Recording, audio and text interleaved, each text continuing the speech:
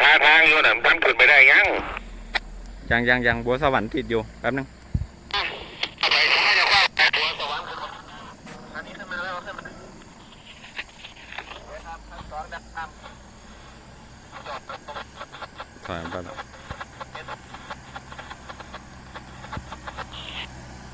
ขึ้นมาไหลกันครับพี่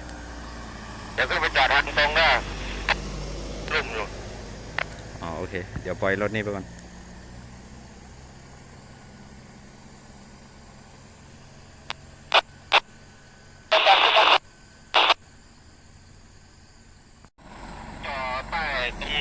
ตรงนี้ตรงผมอยู่นี่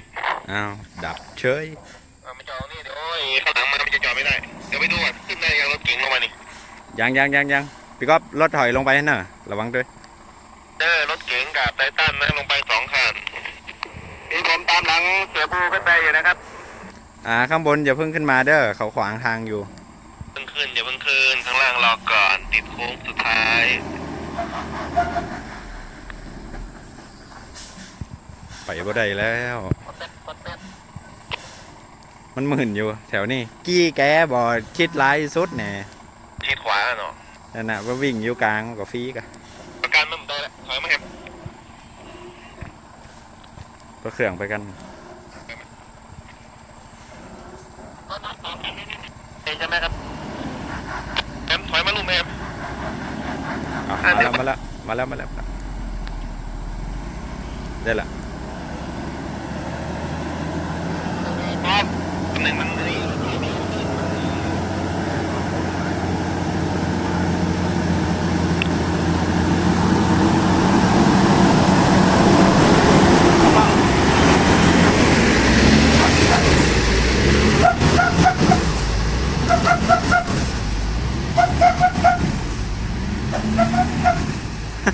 ีสุดตัง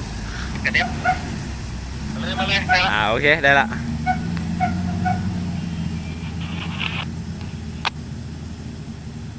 ไปได้ต่อมาเลยเด้อปีโน่ฮอรถบนเนี่ยกำลังเข้าโก้งไปนะ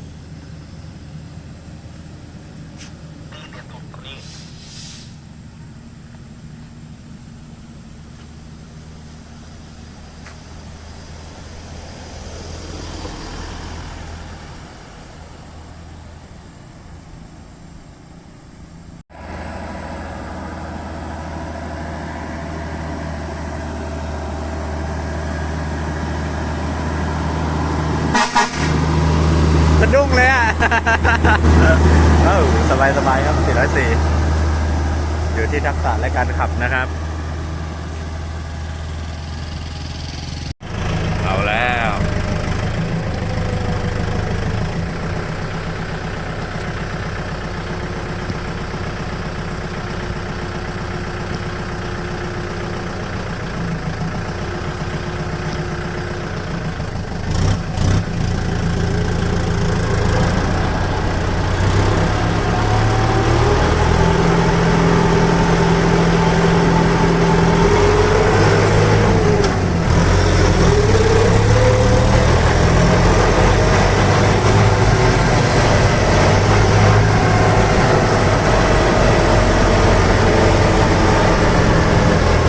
ขึ้นไหมเนี่ย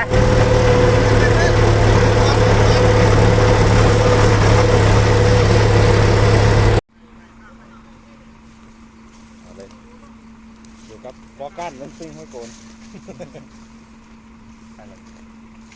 เอาละ